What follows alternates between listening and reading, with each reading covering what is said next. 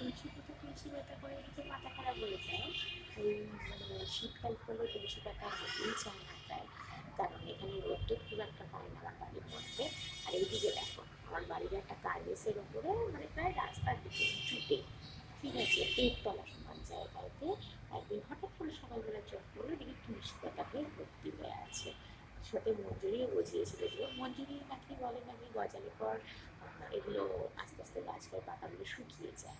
আর শীতকালে সাধারণত তুলসী পাতাগুলো বাড়েও না, তো হয়েছে অনেকদিন আগেই বাবুরা, যদি এটাকে আমি মাটিতে নিয়ে বসাই তো সঙ্গে সঙ্গে ও শুকিয়ে যাবে। আর আমি যখন যে এরম হয়ে আছে ওখানে উঁচুতে হয়ে থাক, বেঁচে থাকুক, দেখতে যাতে পাই, দেখাটাই বড় কথা।